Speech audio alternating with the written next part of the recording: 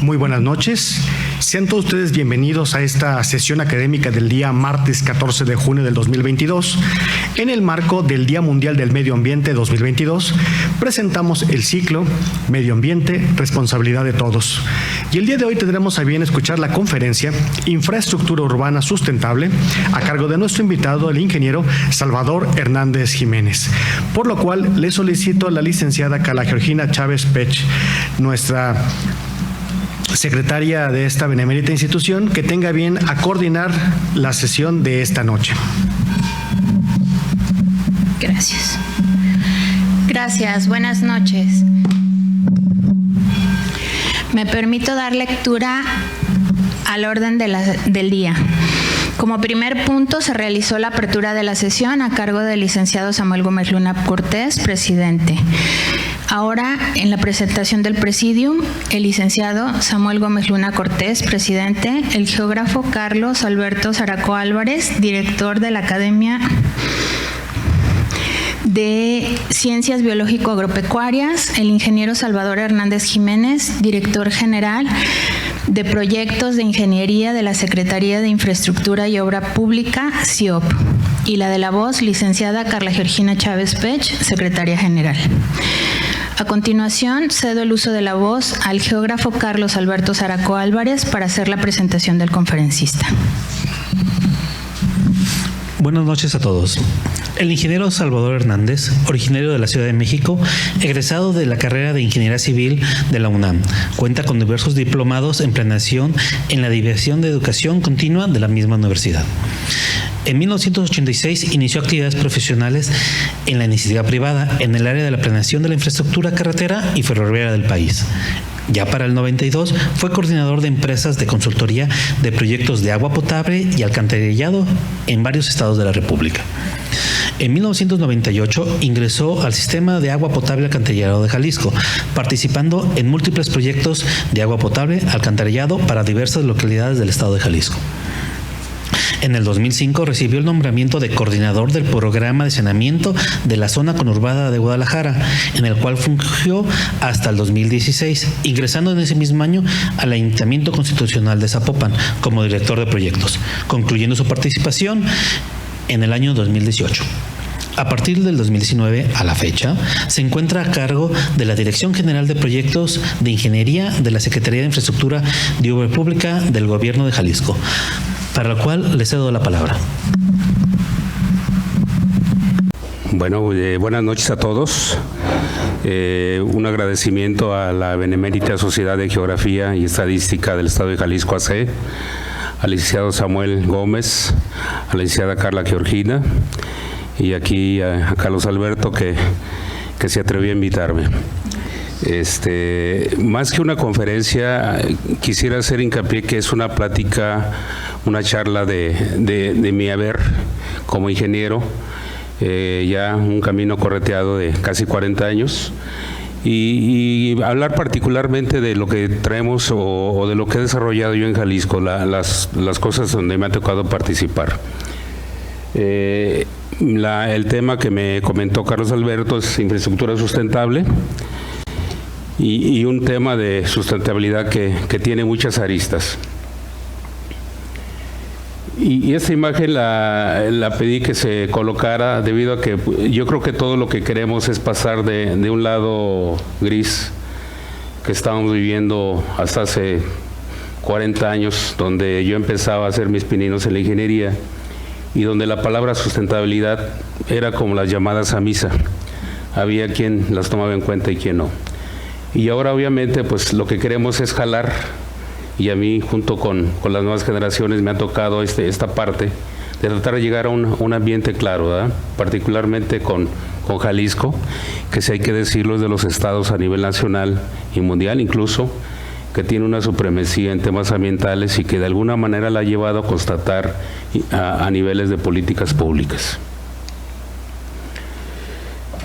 Realmente la sustentabilidad se basa por muchos parámetros de análisis. Sin embargo, yo mencionaría tres como los fundamentales para lo que es obra pública gubernamental, que es el tema económico, que es la demanda social de los servicios que se requieren, ya sea de momento por urgencias o por retrasos en los servicios. Y el tema ambiental, que también aquí lo pongo con un asterisco porque como que dentro de la tríada no formaba una parte fundamental hace 40 años. También lo tomamos como ¿qué será el tema ambiental? ¿Para qué nos servirá? O no nos importa mucho, ¿verdad? Nos importa más la parte social y el aspecto económico. Sin embargo, actualmente la parte ambiental ya ha tomado una relevancia muy interesante, de tal manera que ahora esta parte ha incurrido en la necesidad de que se replanteen los proyectos e incluso que algunos se cancelen por no cumplir con los temas ambientales. Entonces, yo creo que el camino va bien. Ya tenemos algo ya sustentado en Jalisco y seguramente sí pretendemos ya un desarrollo sustentable a través de los proyectos en los que me ha tocado participar. Uno de los más importantes donde participé y la verdad me lo vine a hacer desde el origen de los estudios preliminares que se hicieron fue el Programa Integral de Saneamiento de la Zona Conurbada de Guadalajara. Aunque la palabra conurbada está mal en el contexto porque realmente no es la conurbación de Guadalajara, es la zona metropolitana. Lo que pretendía este programa era el saneamiento de la zona conurbada de Guadalajara, ya que para 2005, cuando empezó este programa, solamente se trataba el 3% del agua residual que producía en la zona metropolitana. El resto se iba sin ningún tratamiento a los cuerpos receptores, pues con la contaminación de ríos y arroyos que conocemos, y en muchos casos muy puntuales, devastando el ecosistema. El programa de saneamiento se basa en dos premisas fundamentales que sí lo considero que es una parte sustentable del programa, que es el tratar 10.75 metros cúbicos, que es el equivalente al 97% de las aguas que se producen en la zona metropolitana. Y este planteamiento se basa a través de dos plantas de tratamiento de aguas residuales, una en Agua Prieta de 8.5 y otra en el Agua de 2.25. Esta es la parte de lo que es Agua Prieta y la planta del ahogado. ¿Y por qué es importante dos plantas? Con el paso del tiempo, los fraccionadores, al momento de entregar sus fraccionamientos a los ayuntamientos para operar las áreas comunes, parte de esas áreas comunes eran plantas de tratamiento. Entonces, la zona metropolitana se llenó de un sinnúmero de plantas de tratamiento con procesos distintos. Y ningún municipio tenía capacidad para mantener esas plantas porque eran de diferentes procesos biológicos, químicos, etcétera. Entonces no tenían esa capacidad para mantener esas plantas y pasaban a ser abandonadas y finalmente los desarrollos, al igual que la demás población, descargaban aguas residuales de manera cruda a los cuerpos receptores. Parte de este programa o del sistema de integral de saneamiento, hay unas obras muy relevantes, como es el túnel San Gaspar, San Juan de Dios, que en la actualidad no está todavía construido, pero es parte de una planeación integral y que es parte de un emblema que nos lleva a una sustentabilidad en el saneamiento de toda la zona metropolitana. El colector San Martín es un colector que está allá por la zona de San Martín de las Flores. Es un colector que es un túnel, ahorita vamos a ver unas imágenes muy interesantes de ese colector. Afortunadamente se terminó y ya está funcionando. Y en sí, a la fecha se han construido 623 kilómetros de redes de alcantarillado y 239 kilómetros de colectores. Esta es uno de los corazones del sistema de saneamiento, que es la planta de Agua Prieta. A lo mejor algunos de ustedes la han visto. Es una planta que está por la salida carretera Saltillo y tiene capacidad para tratar 8.5 metros cúbicos por segundo, bajo unos parámetros de descarga, razonablemente aceptables a cuerpos receptores.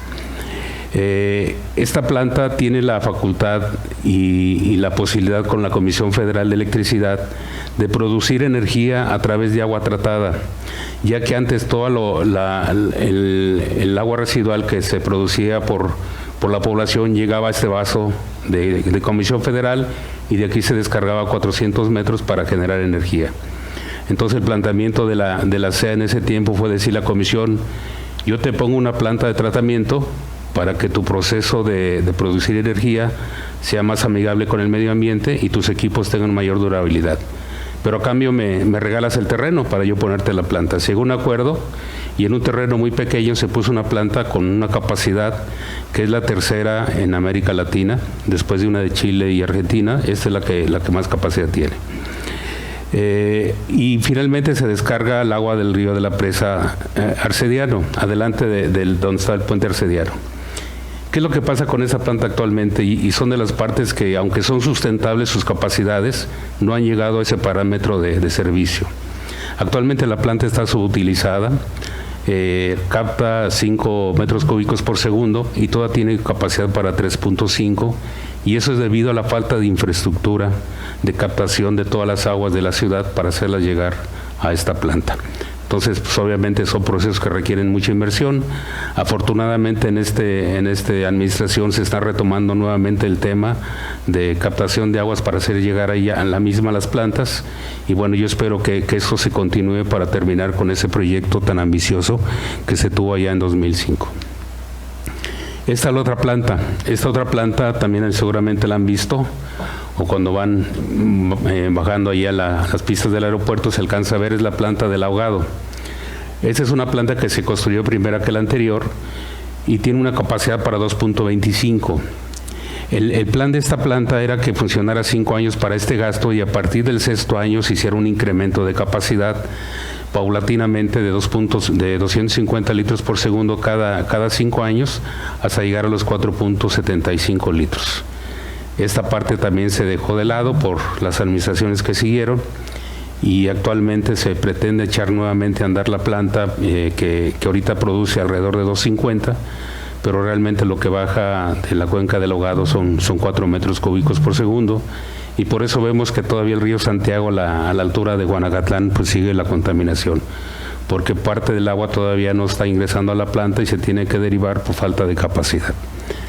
Esta planta, al igual que se me olvidó comentarles la planta de Agua Prieta, es una planta muy singular.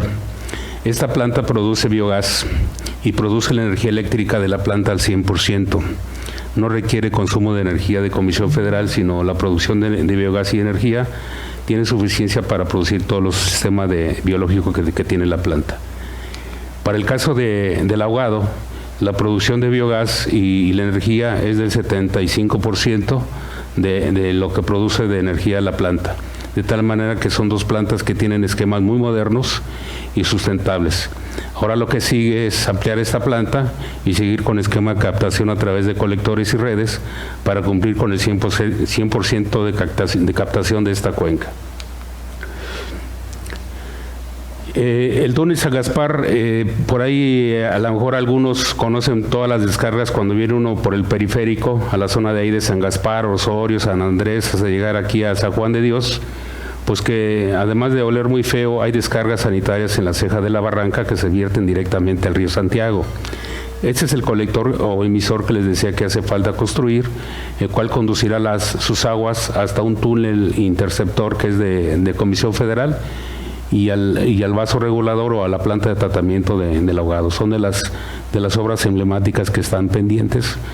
Son obras muy costosas, entonces sí se requiere que nuevamente haya interés de una política pública. Tal vez en este sexenio no se logre, pero ya se retomó el tema de saneamiento, y yo como ciudadano, como ingeniero, me gustaría que se complementara en un momento. Este es otro de los colectores, ahí en San Martín de las Flores, una zona, si la deben de conocer, un poquito complicada. Todas las zonas que descargan al arroyo Las Rusias, aquí a las presas del Chicharrón y presa Las Pintas, había un sistema de bombeo que tenía el CIAPA, que todas las aguas que captaba esta zona, lo que hacía el CIAPA las sacaba en la parte baja y las vertía al arroyo, y esas aguas volvían a llegar a estas dos presas, agua residual. Lo que hacen este programa de saneamiento muy interesante es que meten un sistema de un túnel colector, de tal manera que brincan una zona montañosa de aquí de San Martín, y este cárcamo queda fuera de operación y el agua llega directamente a la planta del ahogado a gravedad. Y bueno, este es un resumen de todo lo que se hizo cuando yo estuve ahí en la CEA. una red de colectores, si se dan cuenta, por las longitudes muy grandes, y también de redes y tuberías grandes y pequeñas, colectores y emisores. Este es un esquema, a lo mejor, y ahorita le resulta muy extraño porque ya ha cambiado mucho el panorama aquí. Este es el vaso de la presa del Ahogado. La instalación de las tuberías se hizo en presencia de agua. En algunos casos hubo que eliminar el agua para hacer la excavación y colocar la tubería. Son tuberías muy grandes, estas tuberías llegan directamente a la presa del Ahogado. Este es el túnel que les decía, es un túnel que no se promocionó mucho en su momento. Es un túnel muy característico porque este túnel, el tubo se va hincando mediante un proceso rotativo, que es esta máquina que está por aquí.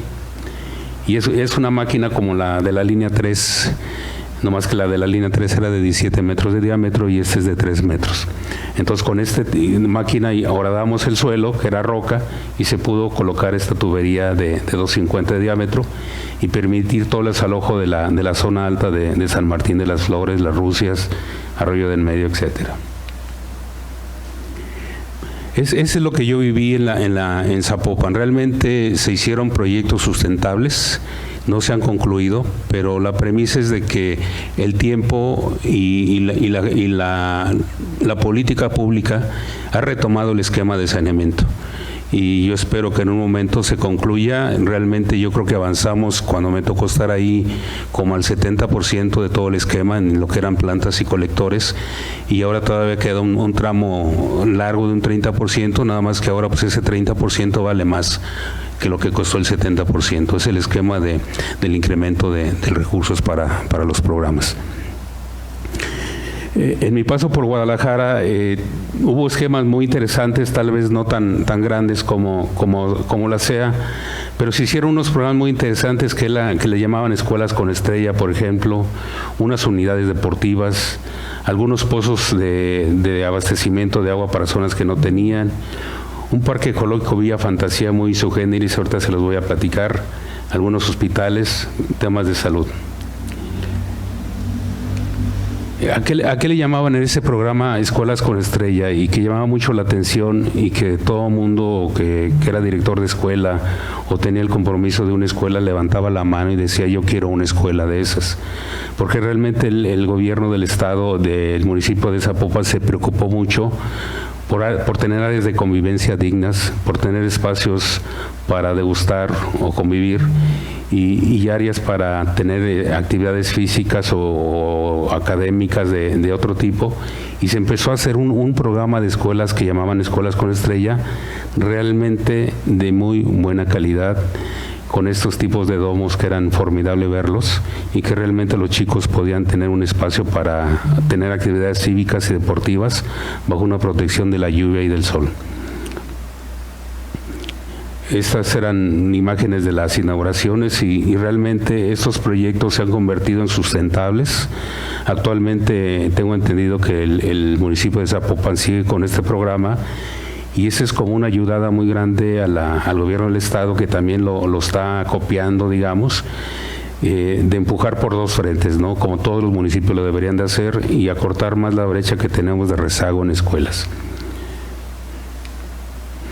Se darán cuenta aquí la accesibilidad, no nomás era hacer la escuela, sino crear una accesibilidad para que los chicos aprendieran a cruzarse donde debieran de una manera segura. También hubo una parte muy importante en Zapopan, y también yo lo veo como un tema sustentable porque es una reconstrucción del tejido social y una situación de los esquemas que se manejaron de meter sistemas sintéticos que no requerían del uso de agua. Que el agua se ha vuelto un problema para la ciudad de Guadalajara y colocar canchas de paso natural pues no lo hacían sustentable el esquema, y al rato eran canchas de tierra como pasó mucho tiempo. Entonces Zapopan se preocupó mucho por este tema, empezaron a desarrollar unidades deportivas con niveles altos de calidad de su infraestructura, juegos de muy buena calidad. La gente, la verdad es que se ha apropiado de esos espacios, que era el fin de lo que se quería, y que los chicos tuvieran un lugar donde dejar sus energías y no en otros lados que no correspondían. Aquí les muestro unas imágenes de unos campos de béisbol que se hicieron también con el sistema de pasto sintético, o unas canchas de usos múltiples. Estas de arriba son unas canchas para entrenamiento de los chicos para bateo béisbol.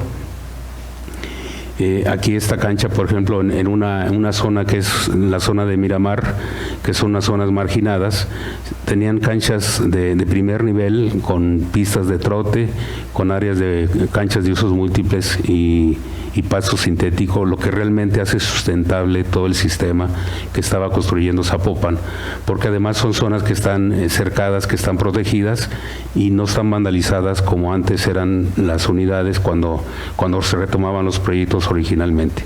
Realmente fue un antes y después, y a la fecha yo he visto unidades que me tocó en mi tiempo estar compartiendo ahí acciones que están en muy buenas condiciones, y la verdad que me da mucho gusto y creo que sí tienen el parámetro de sustentabilidad muy firme.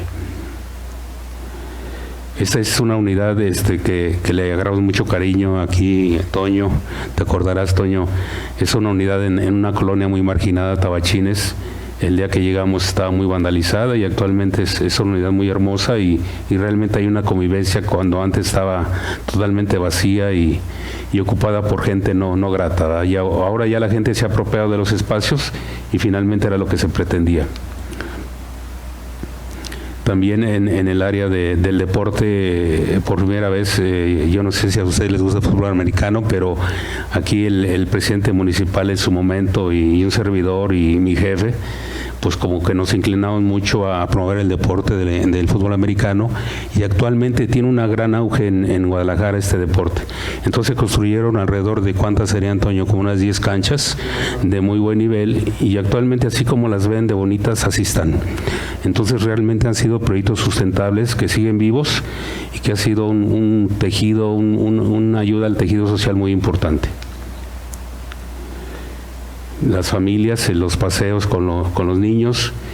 Y otra parte que también conviví en Zapopan y que es un tema que me llena de orgullo aquí con Toño, que está aquí enfrente, que era para mí el máster en este tema de salud.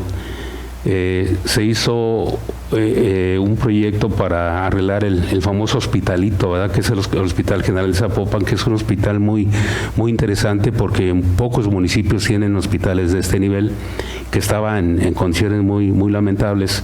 Este edificio que está aquí se hizo nuevo y la verdad es que ahora entra uno al hospital y ve uno con la resiliencia que tuvo el hospital, el viejo, la parte vieja, y con la nueva realmente no te das cuenta cuál es lo nuevo y lo viejo. Y la verdad sí nos llena mucho de orgullo a mí en lo personal haber dejado esto, y sé que es uno de los proyectos que tienen mucha sustentabilidad por un tiempo interesante. Este es otro punto que les quería comentar. Ese es un parque zoológico Villa Fantasía. Este parque, no sé si lo conozcan, está ahí en la calle de Aurelio Ortega, ahí cerca del centro de Zapopan. Y ahí, por ahí, Toño García me decía que era una parte entre UMA y zoológico. Y la verdad es que era un refugio para animales que recogía la gente que estaba ahí atendiendo el centro. Eran animales que se robaban, eran animales que se lastimaban y los encontraban en alguna barranca, o eran animales que la gente tiraba a la calle, ¿no? Entonces, en este lugar los curaban, y gran parte de esos animales que curaban los resarcían llevándolos a su hábitat original, los que podían hacerlo. Pero había otros muy viejitos, igual que yo, que ya no podían resarcirse o irse a su hábitat natural porque no tenían ya capacidad para comer. Entonces esos animales se quedaban en el centro. Pero realmente el centro era un zoológico medio inventado, digamos, porque no tenía los temas necesarios para que fuera un zoológico, y me tocó participar en este proyecto tan interesante y tan novedoso de hacer hábitat para esos animales. Aquí la situación de estos hábitats tenía que cumplir con un esquema de que si había un reptil, por ejemplo, ya de edad avanzada, el lugar no era para que después de que ese reptil falleciera se trajera otro reptil. Realmente era un lugar donde se acopiaba de animales que abandonaban, que decomisaban o que la gente tiraba, ¿verdad? o que animales que se lastimaban y ya llegaban a recuperarse. Inclusive este lugar tiene un hospital para animales. Creo que es el primero, Toño, que se tiene en Guadalajara, y fue toda una novedad. Entonces aquí el reto grande fue nosotros encauzar un diseño que fuera propiamente para un chimpancé, por ejemplo, pero que después si llegaba un tigre, tuviera ese tigre y ese chimpancé un hábitat, si no el más óptimo para los dos tipos de animales, si fuera adecuado para que subsistieran en esos hábitats. Entonces sí fue todo un reto. Actualmente el centro o el Villa Fantasía está ya muy avanzada su construcción y la verdad sí se lo recomiendo, es un lugar muy, muy bello para ir. El otro es la Cruz Verde de Guadalupe. También esa cruz, no traigo imágenes de cuando originalmente estaba, pero era muy deprimente ver ese lugar, y ahora está convertido en un lugar de primer nivel, con atenciones de urgencias, con atenciones de observaciones y estabilización de pacientes para llevarlos a otro hospital de otro nivel. Y bueno, la parte que les comentaba del abastecimiento, se hicieron unas perforaciones, se dio abasto a lugares que no tenían agua, la gente, esa parte se les dio el gasto necesario, el caudal necesario para hacer sustentable su permanencia por lo menos por 20 años. Ese era el parámetro que manejábamos nosotros, y para eso diseñábamos más o menos los esquemas de profundidad, de tuberías, etcétera, para que esa sustentabilidad llegara durante ese tiempo. También se hicieron puentes que estaban allí en la zona de las Mesas Coloradas, una zona muy marginada y con pocas vías de comunicación. Se hicieron puentes peatonales que pudieran resultar muy simples, pero para el esquema de movilidad de la zona eran muy importantes y actualmente son fundamentales para movilidad de las personas, que ahora pueden cruzar de un lado a otro sin tener que bajar al riesgo de cruzar por los arroyos. Este es un puente muy, muy bonito que se hizo ahí por un ingeniero que estaba con nosotros laborando ahí en Zapopan. Si se dan cuenta, es un diseño muy novedoso. Era el orgullo de nosotros tenerlo ahí al ingeniero, y por supuesto este puente, ¿verdad?, que es un puente atirantado. Y bueno, esas son las partes que me tocó trabajar en Zapopan.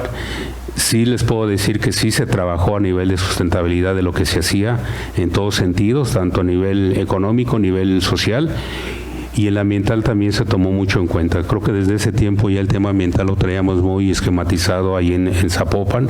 Había una dirección que nos traía un poquito de jalándonos las orejas cuando no cumplíamos, entonces sí nos vimos obligados a cumplir con muchos temas ambientales que nos establecía la norma. Ya estando ahora aquí en la Secretaría de Infraestructura y Obra Pública, pues me ha tocado participar en varios proyectos, muchos proyectos, pero no quise irme muy largo en el tema, y por ejemplo me tocó participar en el tema integral del sistema Peribús, la rehabilitación de hospitales, que es un tema muy importante que está manejando el gobierno del estado a nivel macro. Unidades deportivas, a nosotros nos tocaba participar desde la dirección de ingeniería para ver todos los temas ingeniería que involucraban una unidad deportiva, y había otra dirección que se encargaba de los temas de imagen, que por cierto lo hacen bastante bien. Y un retraso que se traía en todo el estado, y que obviamente sí converge mucho con el tema ambiental, debido a que las carreteras, pues cuando se rentó esta administración, estaban devastadas. Todas las carreteras, digamos, a nivel estatal.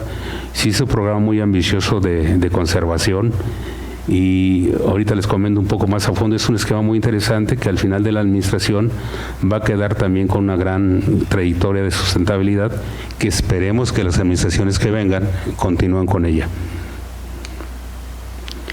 Ese es el sistema Peribús.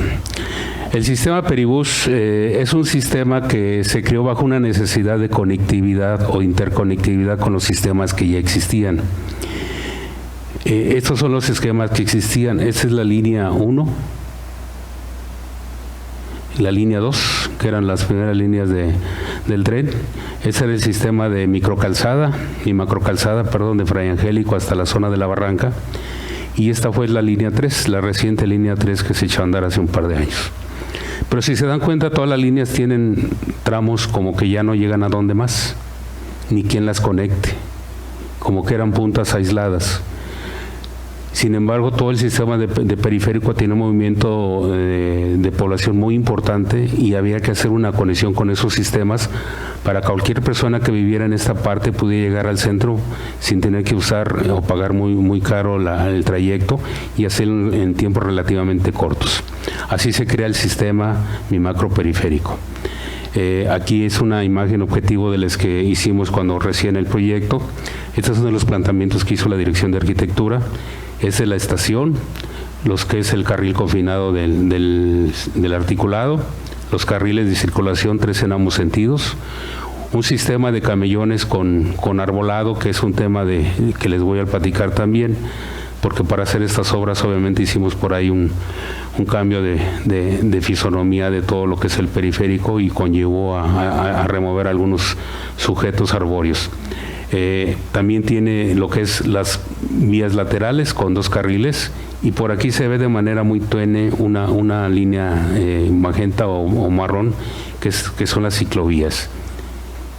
Y estos son los componentes de las estaciones de macroperiférico. Se compone de 42 estaciones, entornos urbanos que le permitan al usuario entrar de manera adecuada a las estaciones con accesibilidad universal para uso de gente adulta o algún tema que tuvieran un tema imposibilitado. Tienen elevadores y rampas.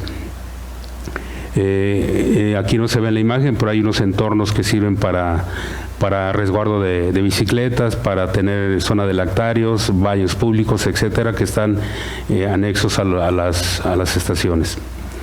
Aquí es algo muy interesante, esta parte. Dice, sin costo y sin salir de la estación, mi macro periférico te lleva al corazón de Tonalá.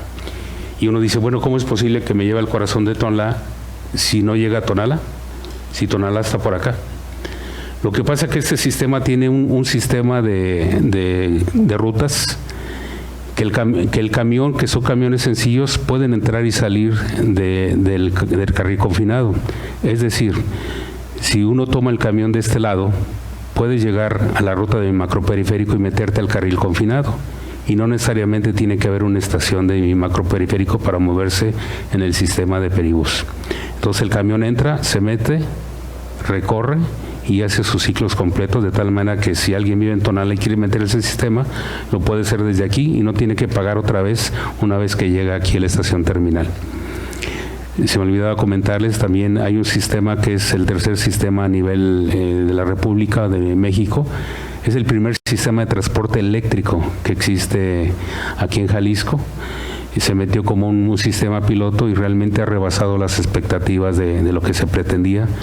Este sistema llega al aeropuerto ida y vuelta y ha tenido una aceptación y una ocupación muy grande. Entonces eso se imagina mucho ahorro de contaminantes y se está valorando lo que representa tener esos sistemas de transporte con el hecho de que no contaminamos a través de producir energía con medios fósiles, pero con consumo de energía, pero con medios fósiles sí. Entonces estamos haciendo una valoración de que sí, qué tan rentables son estos sistemas. En apariencia puede ser que sí, y en este momento el análisis conlleva de que si esto resulta favorable para el tema ambiental, se empezarán a instalar rutas eléctricas en la zona metropolitana de Guadalajara. Y bueno, tiene otras amenidades como son banquetas, ciclovías, esta parte de internet gratuito, que es el del sistema de la red de Jalisco que se instaló. Es decir, que si tú llegas por aquí en el entorno de la estación o dentro de la estación, vas a poder tener internet gratis, con alta velocidad. Por lo menos así me dijeron que lo anunciara, ¿verdad? Que es de alta velocidad. Y la conexión que ya les comentaba con la línea 1 y 3 de Peribús. Del tren eléctrico.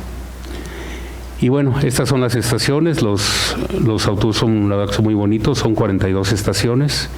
Son estaciones sencillas, abiertas para el servicio y para evitar que haya situaciones de delincuencia.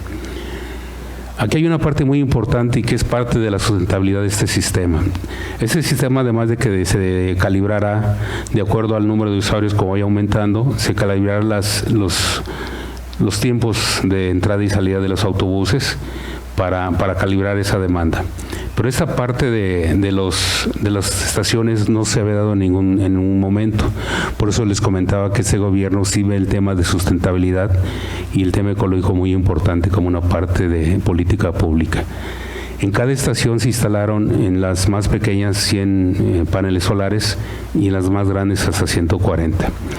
Con esa instalación de los paneles solares se está garantizando que el 80% del consumo de la energía de la estación se ahorra a través de la instalación de esos paneles solares. Solamente se pagaría el 20%. Y realmente este 20% se paga en horas pico, porque en horas pico las estaciones utilizan los 2 sistemas o los 3 sistemas de elevadores, porque tiene uno de cada lado más el del centro, y todo el sistema de recaudo e iluminación. Pero en promedio se estaría ahorrando el 80% de consumo de energía a través de instalación de esos paneles. Bueno, este es un resumen que hicimos así para constatar lo que generan los paneles, lo que requiere la estación y el déficit que se tendría por cada estación hasta llegar al número que les comento, donde el 80% se ahorra a través del sistema de paneles. El tema ambiental. El tema ambiental fue un tema muy cuestionado cuando se iniciaron las obras por todo el movimiento de forestación que tuvimos que hacer para alinear lo que no estaba alineado. Y sin embargo, en este momento se hace un planteamiento de reforestación muy importante y el gobierno del estado lo planea a través de 3 esquemas o tres actores. Como actor principal y dirigente, el IMEPLAN, el Instituto Metropolitano de Planeación, la Agencia Metropolitana de Bosques Urbanos, como parte del hacedor de los tipos de arbolado que se deben instalar, los municipios y nosotros como CIOP.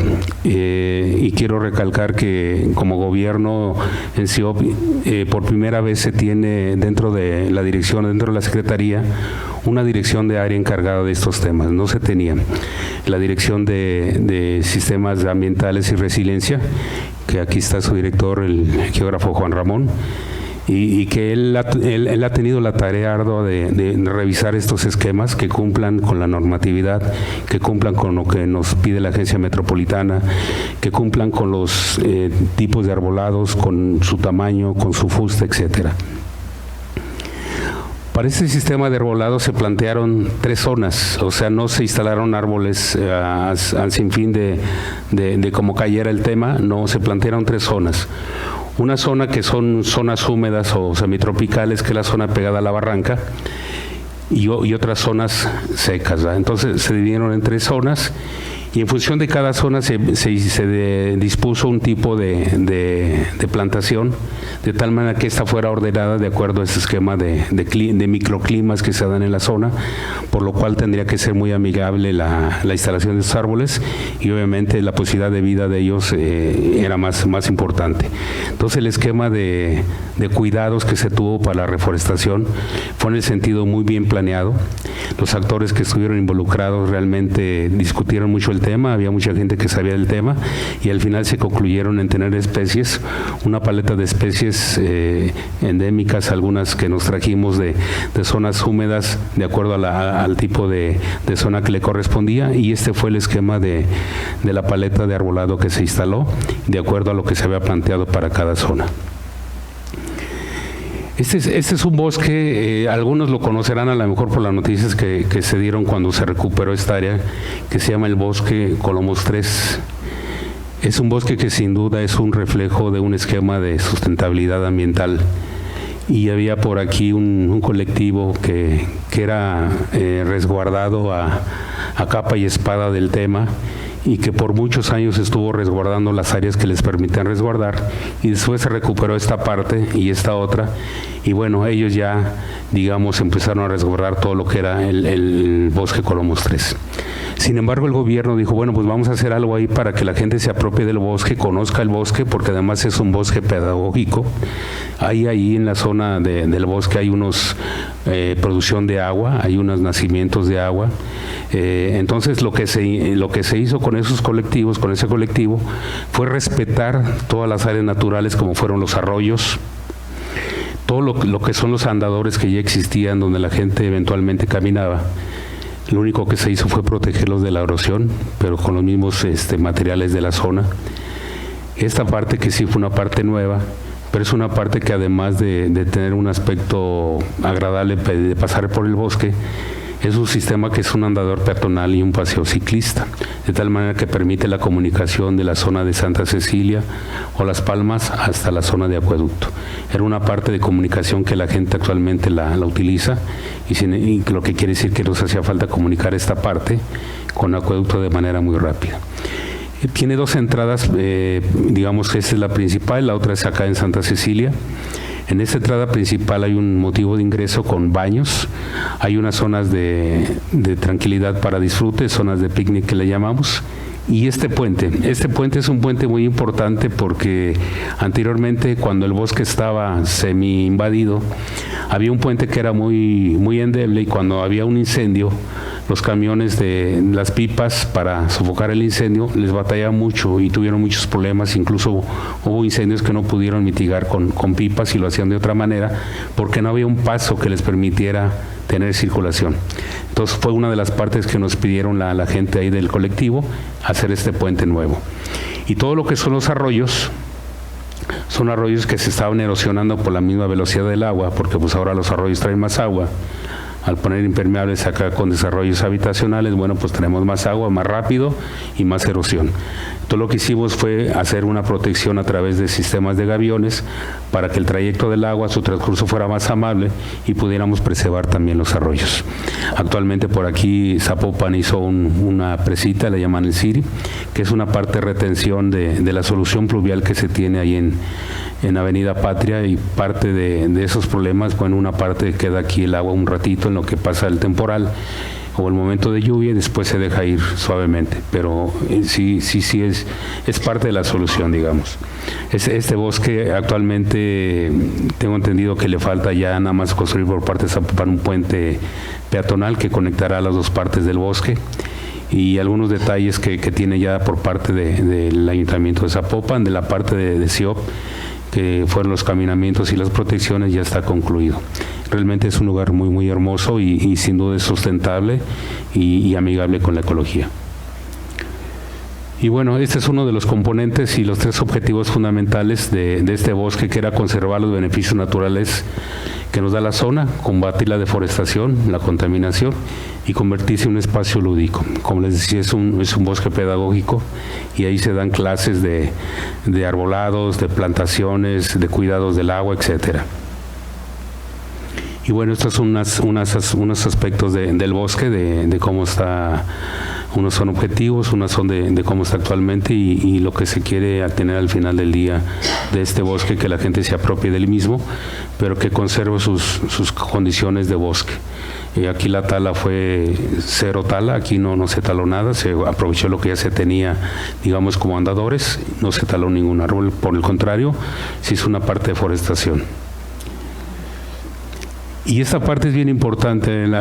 Esta es una parte que sí toma términos de ambiente muy importante y sustentable también.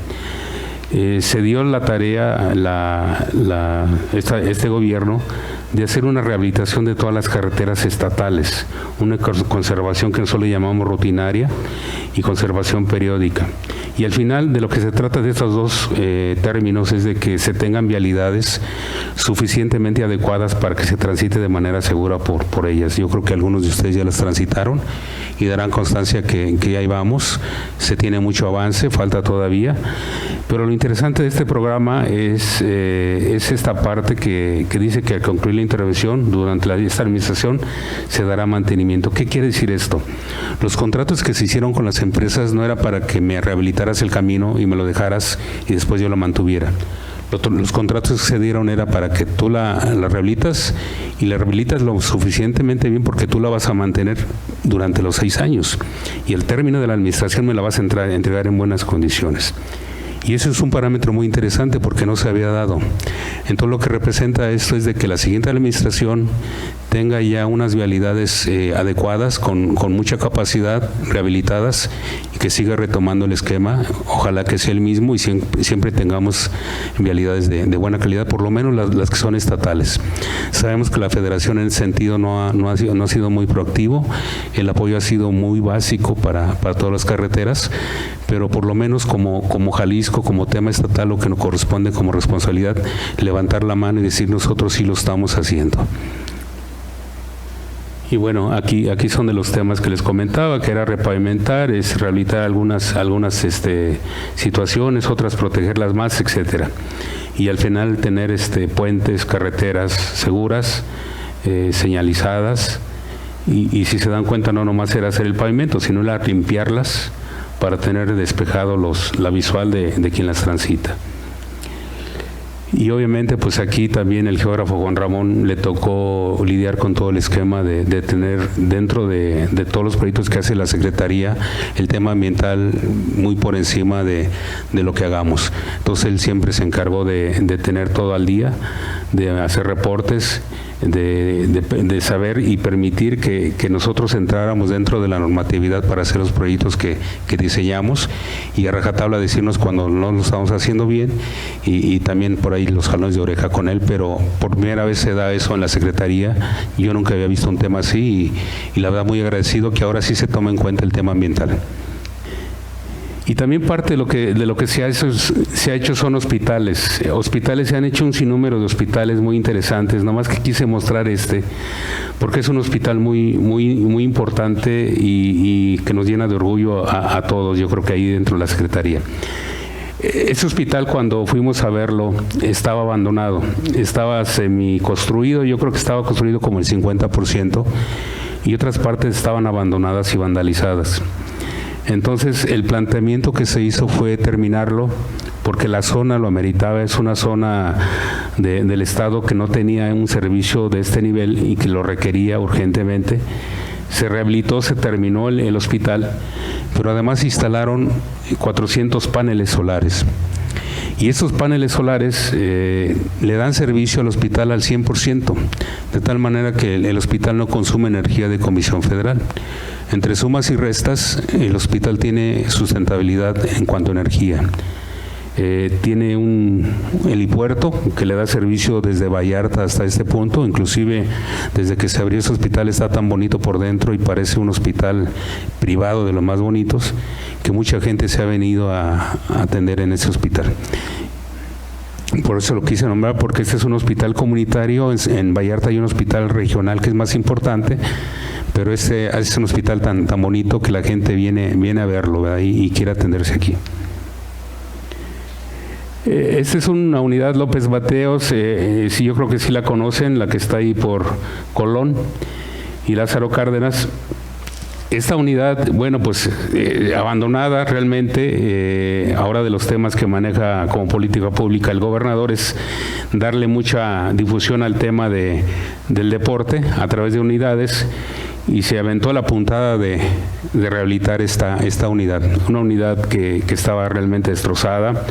Los campos se hicieron nuevos, campos de fútbol, pasto sintético, el velódromo, la alberca, todo lo que son los andadores, pistas de trote, arbolado, zonas de frontón, zonas de béisbol, y la obra sigue, y la verdad, una vez que esté terminada esta obra, que se plantea que quede terminada para el siguiente año, va a ser una obra muy bonita, y sí hay que verla. Esta es una de las imágenes que tiene ahorita esa unidad, de las áreas que ya están terminadas. Y respetando lo de Alejandro Somba, que es el arquitecto que tiene una historia muy importante en Jalisco, se respetó toda esa arquitectura, se rehabilitó lo que es el trampolín, que por cierto no funciona, únicamente quedó como un esquema ahí cultural, porque la alberca ya no tiene condiciones para que se avienten los chicos, nada más está cerrada, pero se respetó porque era un rescate cultural al arquitecto Alejandro Son. Esa parte también la estamos cuidando dentro de lo que estamos haciendo, para que todo esto quede como un vestigio, ¿verdad?, de quien originalmente diseñó estos espacios. Y bueno, pues esa era mi intervención. Realmente creo que este gobierno sí está haciendo cosas sustentables. El gobierno anterior también las hizo y ojalá que los que vengan lo sigan haciendo. Realmente yo como ciudadano, como ingeniero, me daría mucho gusto que así fuera y poder seguir participando en todo lo que es obra pública, me encantaría hacerlo. Muchas gracias.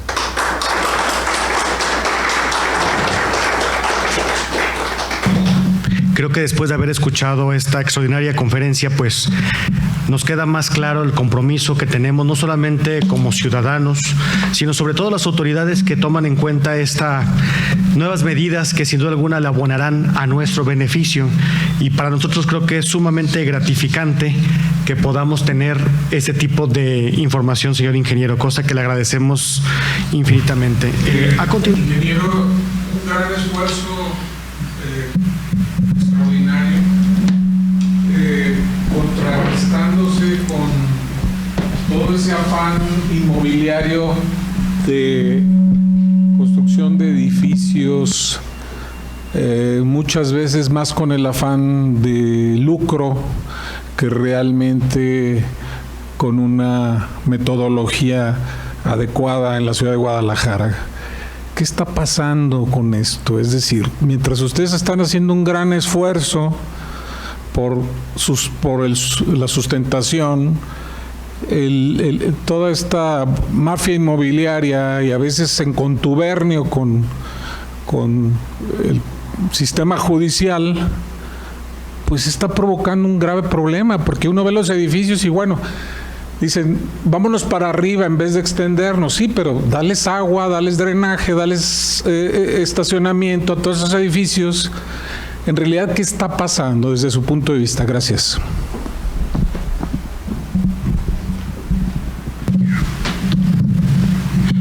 Gracias por la pregunta.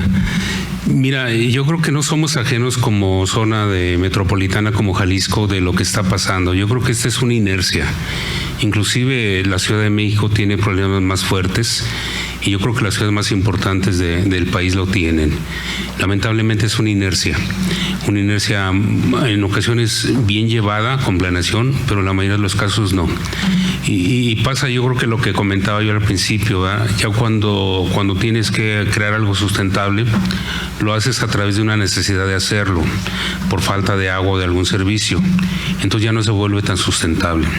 A lo mejor se vuelve una solución de momento por el reclamo social o porque se tiene el recurso para hacerlo, pero no tiene más allá de una planeación, porque al final del día los programas, los planes de desarrollo se van cambiando y en ese cambio la sustentabilidad va siendo un poquito pues entre cierta o no, ¿verdad?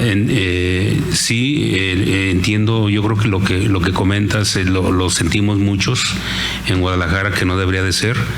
Hay otras que sí deben de hacerlo, que se deben de consolidar zonas de Guadalajara, pero hay otras que no.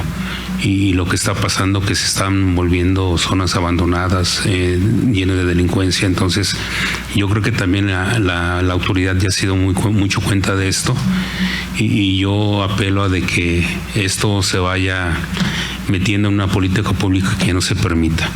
Ahora sí les da un poco más trabajo de hacerlo, sí me consta. A lo mejor en un momento hubo una polución muy fuerte y es lo que se está haciendo ahorita, y ahorita sí me consta que se está tomando más atención. Yo creo que un ejemplo de ello son las vías panamericanas, que en su momento se hicieron bajo una necesidad de tener algo ya hecho sin planeación, y ahorita se ha convertido en un problema. Gracias. Un segundo comentario más. La posibilidad de aumentar más las ciudades medias como Tepatitlán, Ciudad Guzmán, etcétera. Estamos viendo aquí que Guadalajara está llena de universidades, por ejemplo, privadas, y tenemos una gran cantidad de estudiantes, de población flotante.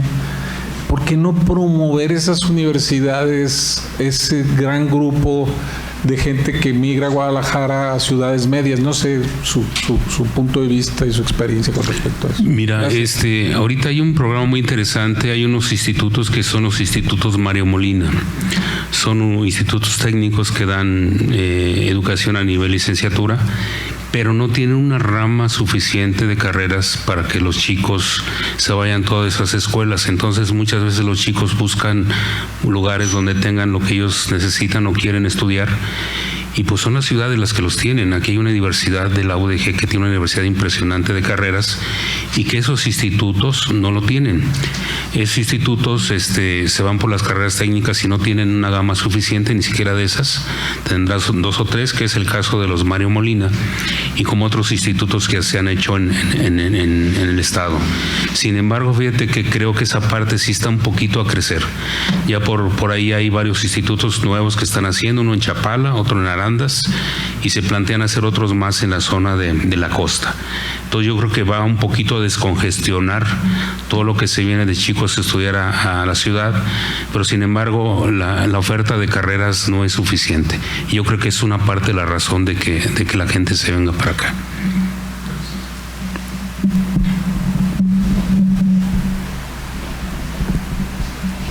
Sí, con su permiso, señor presidente. Ingeniero, muchas gracias por su intervención.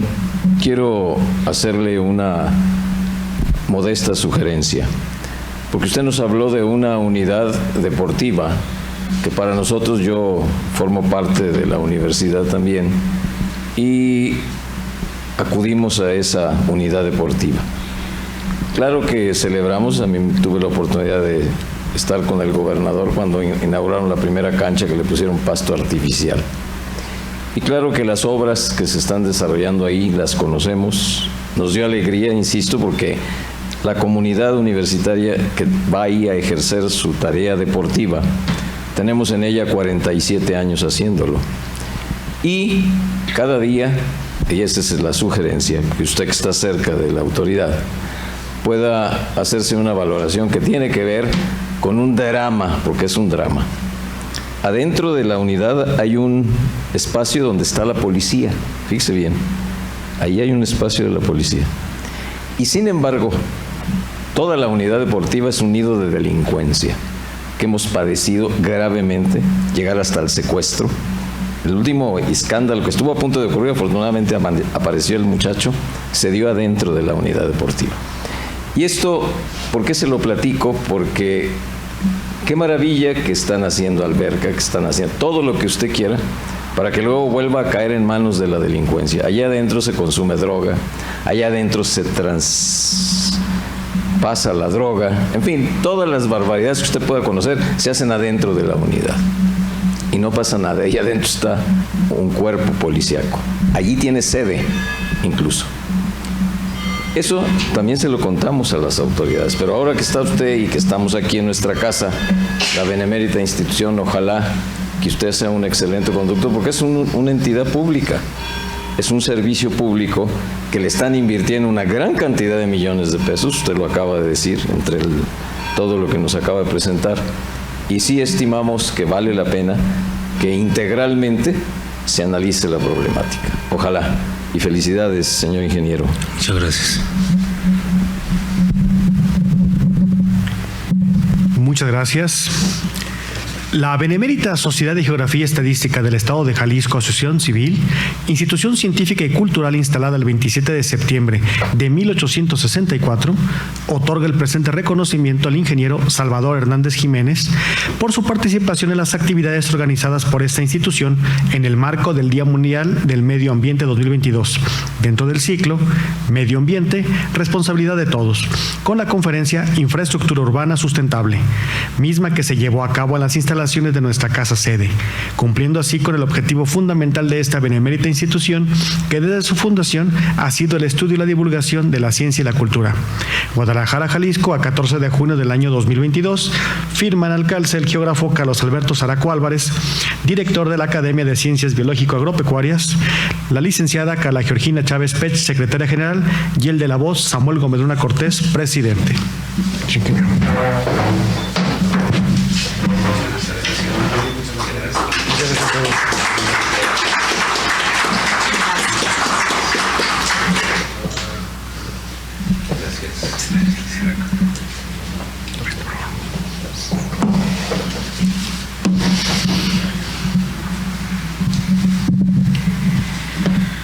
Agradecemos al ingeniero Salvador Hernández Jiménez por esta interesante e ilustrativa conferencia.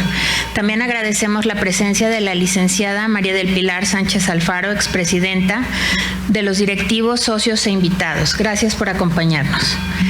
En los avisos, el jueves 16 de junio a las 20 horas, el capítulo juvenil presentará la conferencia Ganadería Regenerativa, Ganar, Ganar, entre el medio ambiente y el bienestar animal, a cargo de nuestro invitado, el maestro Octavio Plasencia López. Martes 21 de junio a las 20 horas, continuando con el ciclo Medio Ambiente, Responsabilidad de Todos, presentamos la conferencia Evolución de los Programas Sustentables en la Industria, a cargo de nuestra invitada, ingeniero Patricia Martínez Díaz, gerente de sustentabilidad de IBM Latinoamérica.